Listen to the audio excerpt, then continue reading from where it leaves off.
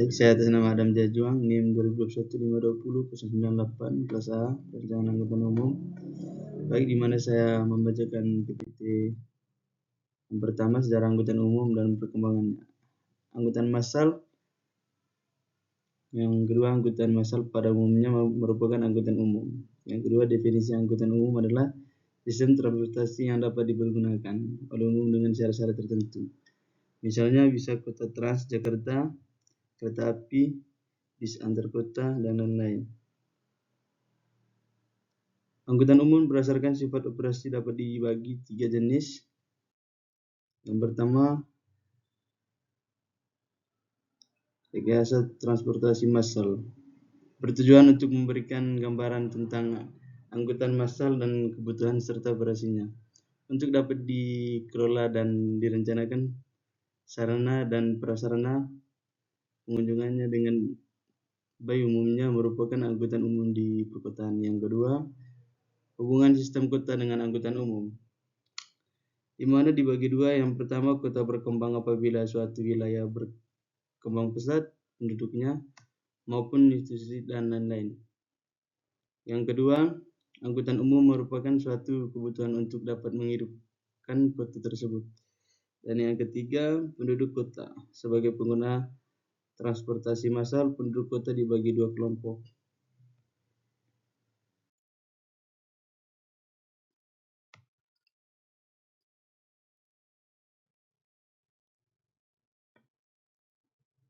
Pelaku perjalanan, trade maker, transitive, modal choice, private mode, public mode, atau choice rider. Sistem jaringan angkutan umum. Jaringan terdiri dari rute atau traik, yang kedua terminal, yang ketiga stop atau halte. Proses bertujuannya jaringan adalah affiliate dan atau simulatan jaringan, jenis kendaraan dan rencana operasi untuk menentukan jaringan atau simulasi. Yang berikut aspek perencanaan sarana angkutan umum. Aspek fisik, perencanaan prasarana, jalan terminal, halte, dan lain-lain. Aspek manajerial atau operasional, organisasi, kapasitas, jadwal, dan lain-lain. Faktor yang berpengaruh perencanaan rute, presentasi daerah yang dapat dilayani oleh sistem angkutan umum. Jumlah pergantian lintas transfer yang diperlukan dalam perencanaan penumpang dari asal ke tujuan, pengaturan frekuensi, jarak halte atau stop, dan shelter. 3 langkah strategi penanggulangan transportasi kota. Yang pertama, pengembangan pelayanan angkutan umum massal, meningkatkan aksesibilitas di seluruh wilayah DKI Jakarta dan sekitarnya, serta menata ulang sistem transportasi secara terpadu, terintegritas yang meliputi moda BRT atau bus rapid transit, LRT light rail trains, MRT mass rapid trans, dan angkutan sungai waterways.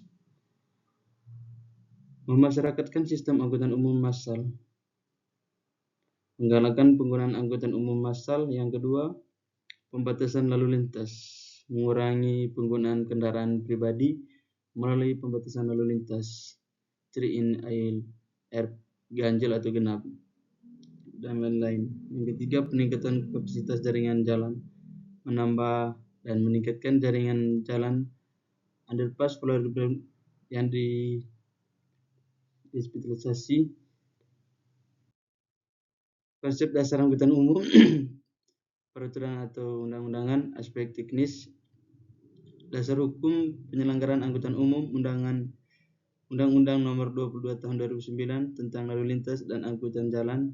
Tujuannya ialah yang pertama, terwujudnya pelayanan lalu lintas dan angkutan jalan yang aman, selamat, dan tertib, lancar, dan terpadu dengan mode angkutan lain, untuk mendorong perekonomian nominal, memajukan kesejahteraan umum, memerlukan persatuan dan kesatuan bangsa, serta mampu memaju kesejahteraan bangsa.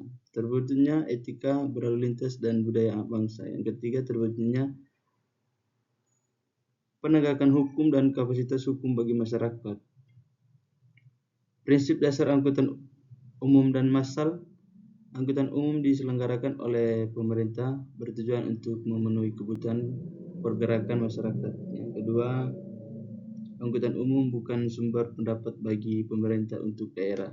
Yang ketiga, angkutan umum bukan sebagai lahan bisnis dan sarana mengatasi problem tenaga kerja. Yang keempat, pemerintah sebagai fasilitator yang berwenang sekaligus bertanggung jawab. Konsep pelayanan angkutan kota. Yang pertama, mengembangkan diri sesuai dengan peranannya dalam menunjang perkembangan kota. Yang kedua, sektor transportasi angkutan kota harus dapat mengikuti perkembangan dari faktor-faktor yang langsung maupun tidak langsung mempengaruhi terlaksananya kegiatan transportasi.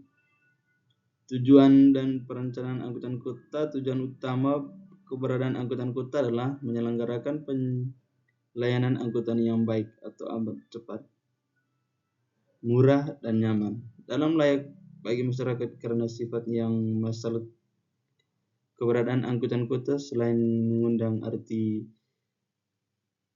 volume lalu lintas, kendaraan pribadi juga lebih murah karena angkut dapat dibedakan kepada banyak penumpang. Sebagai angkutan umum, pelayanan angkutan kota dalam angkutan penumpang dibagi dalam 3. Aktivitas operasional VEL 1975 Bib 23, yaitu yang pertama, kolektor dari wilayah permukiman yang tersebut luas atau tempat kerja, dan 4, perjalanan. Karakteristik operasional sering berhenti untuk menaik turunkan penumpang berkapasitas ke kawasan perumahan. Lain hal antara wilayah permukiman dan tempat kerja dan tempat perjalanan dari kota ke kota. Karakteristik operasional bergerak dengan cepat yang tinggi dan jarang berhenti.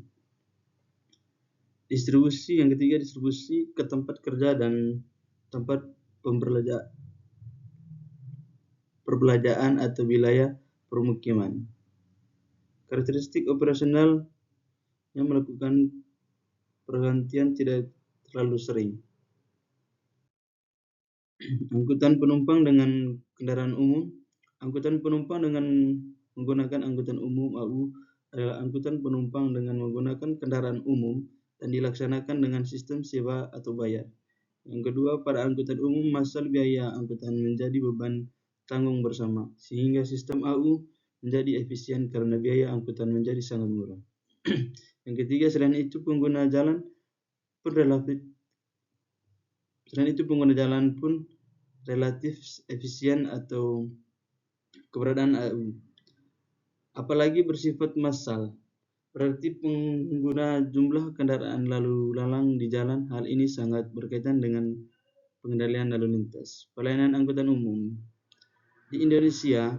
Pelayanan AU dapat dibedakan dalam 3 kategori utama, yaitu yang pertama angkutan antar kota, yang kedua angkutan perkotaan, yang ketiga angkutan perdesaan.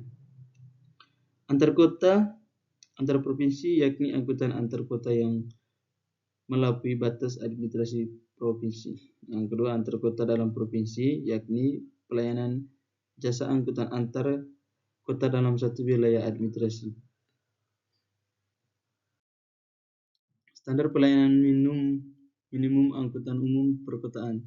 Standar pelayanan minimum. Standar pelayanan minimal yang selanjutnya disingkat SPM adalah ketentuan tentang jenis dan mutu pelayanan dasar yang merupakan urusan wajib daerah yang berhak diperoleh setiap warga secara minimal. SPM disusun sebagai alat pemerintah dan pemerintahan daerah untuk menjamin akses dan mutu pelayanan dasar kepada masyarakat secara merata dan rangka penyelenggaraan urusan wajib. Ada 7 hal yang diatur oleh Peraturan Pemerintah Nomor 65 Tahun 2005 tentang pedoman penyusunan dan penerapan standar pelayanan minimal. Mengatur bahwa penerapan SPM hendaknya yang pertama sederhana, yang kedua konkret, yang ketiga mudah diukur, yang keempat terbuka, yang kelima terjangkau dapat ditanggungjawabkan yang benar menyukai batas waktu. Konsep dasar kinerja angkutan umum efisien untuk memperbandingkan hasil akhir dalam pelayanan terhadap objektif yang telah ditetapkan. Efisiensi untuk mengevaluasi suatu sistem secara membandingkan hasil dengan usaha yang dilakukan untuk memperoleh hasil tersebut. Produksi angkutan, jasa angkutan orang dan barang. Jasa tidak bisa disimpan, tidak terpakai langsung hilang, kombinasi efisien dan efisiensi. Perlu survei yang baik.